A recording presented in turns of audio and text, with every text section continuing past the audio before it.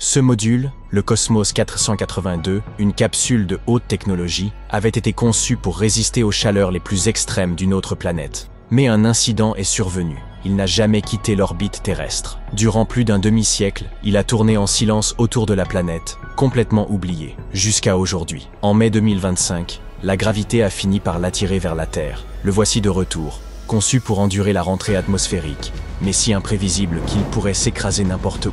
Sans alerte, sans parachute, une sphère de près de 500 kg tombant du ciel, une météorite artificielle capable de semer le chaos.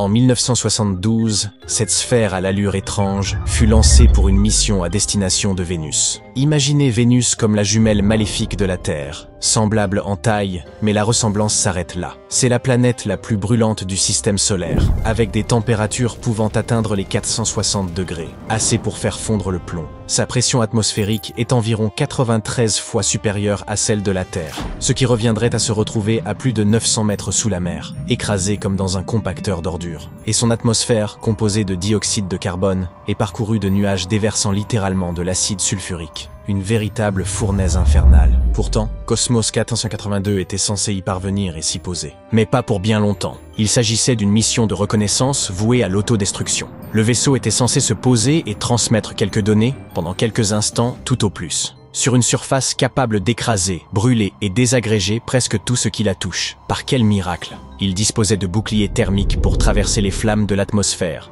d'un minuscule système de refroidissement pour résister quelques minutes, et d'un blindage conçu pour affronter les conditions extrêmes de Vénus. C'était, à vrai dire, une sorte de coffre-fort technologique, spécialement conçu pour un aller simple. Et cela dès le début des années 70. Détail fascinant. Même de nos jours, aucun appareil n'a encore été fabriqué pour survivre à un tel environnement. Nos submersibles de haute profondeur peuvent résister à des pressions colossales, mais pas à une chaleur pareille. Quant aux capsules spatiales, elles ne supportent des températures extrêmes que sur de très courtes durées. Même les parois des réacteurs nucléaires, conçus pour supporter une pression considérable, s'effondreraient si de l'acide pleuvait dessus sans arrêt. Maintenant, une tournure amusante de cette histoire est que l'atterrissage sur Vénus avait déjà été réalisé en 1970. Venera 7 est devenue la première sonde spatiale à atterrir sur une autre planète et à transmettre des données vers la Terre, survivant à la surface de Vénus pendant 23 minutes complètes avant de fondre. Cela a prouvé que l'impossible était possible, mais pas pour Cosmos 482. Alors, que s'est-il passé avec Cosmos 482 ? On s'imagine souvent qu'un voyage spatial consiste simplement à allumer les moteurs, décoller, et le tour est joué. En réalité, ce n'est pas aussi simple. La procédure commence par une première poussée, qui place l'appareil en orbite terrestre, une sorte de voie de stationnement dans l'espace. Ensuite, une seconde mise à feu, minutieusement programmée, permet d'échapper à cette orbite et de se diriger vers la destination finale. Cosmos 482 a parfaitement atteint cette orbite initiale, mais la seconde impulsion a échoué. Sans elle, aucun départ possible. Au lieu de partir vers Vénus, la capsule est restée piégée autour de la Terre pendant 50 années. Mais qu'est-ce qui permet à un objet de rester ainsi en orbite si longtemps ? Lorsqu'un objet est lancé dans l'espace, il ne s'élève pas seulement vers le haut, il se déplace aussi très rapidement à l'horizontale. Imaginez lancer une balle de baseball droit vers le ciel. Elle retombera inévitablement. Mais si vous pouviez la projeter avec une vitesse suffisante et sans que la Terre ne l'arrête, elle tomberait en continu autour du globe. Voilà ce qu'est une orbite. Une chute perpétuelle sans jamais heurter le sol. La vitesse vers l'avant équilibre précisément la force de gravité qui attire l'objet vers le bas. Pour quitter la Terre, un vaisseau doit franchir 3 couches successives. La première, appelée orbite terrestre basse, ou OTB, se trouve à quelques centaines de kilomètres d'altitude. C'est là que gravitent les satellites, l'ISS, ainsi qu'une multitude de débris. Cosmos 482, lui, n'a jamais dépassé cette étape. Si la deuxième poussée avait fonctionné, la capsule aurait traversé l'orbite terrestre moyenne, où circulent les satellites GPS, puis, bien plus haut, à 35 400 km d'altitude, se situe l'orbite géostationnaire, idéale pour les satellites météo et les chaînes de télévision. Nous savons désormais comment Cosmos s'est retrouvé en orbite terrestre basse et pourquoi il y est resté aussi longtemps. Mais qu'est-ce qui a provoqué sa chute soudaine? Même à ces altitudes, l'espace n'est pas parfaitement vide. On y trouve encore des traces d'atmosphère, certes ténues, mais suffisantes pour freiner progressivement les objets en orbite. Rappelez-vous cette balle de baseball, lancée si vite qu'elle aurait pu tourner autour de la planète. Au fil du temps, elle finirait par ralentir, jusqu'à ce que la gravité finisse par la rappeler vers le sol.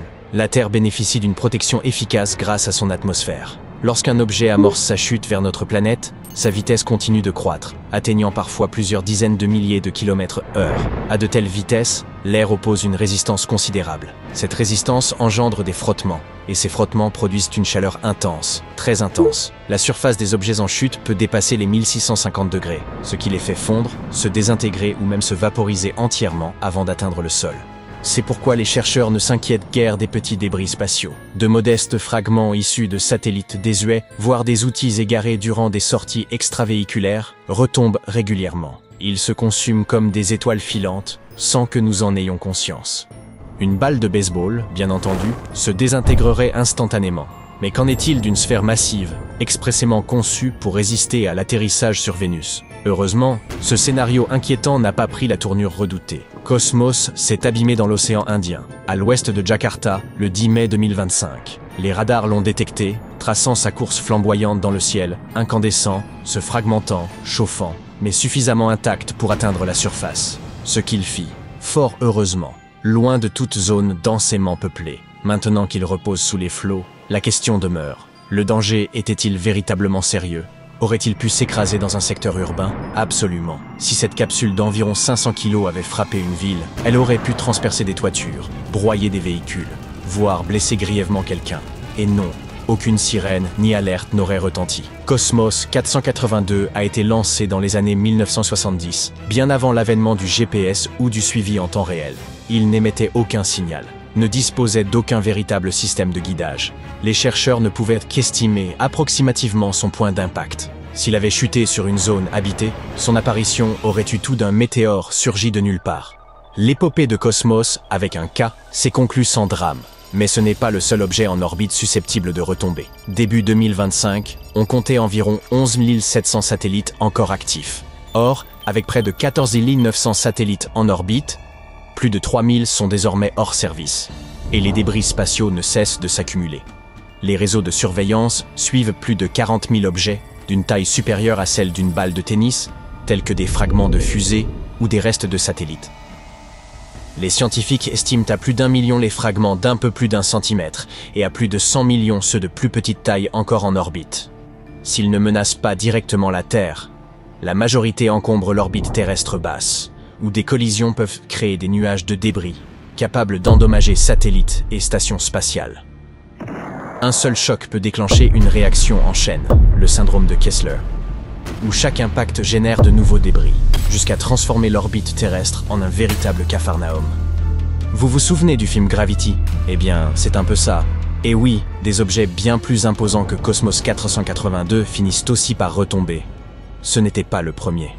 En 2016, la station chinoise Tiangong-1 a perdu le contact, et 2 ans plus tard, elle est rentrée dans l'atmosphère avant de se consumer au-dessus du Pacifique.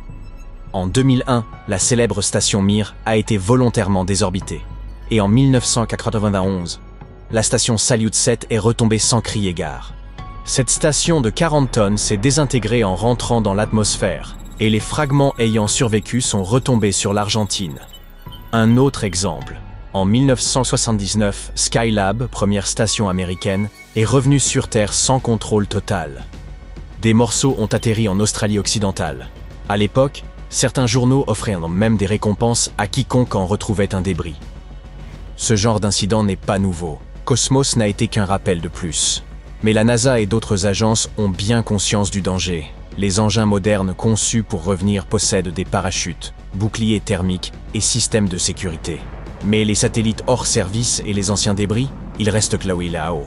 Et la prochaine fois, un objet pourrait ne pas tomber dans l'océan, mais percer votre toit, pendant que vous regardez une vidéo sympa par exemple. Pas de panique cependant, car cela reste peu probable.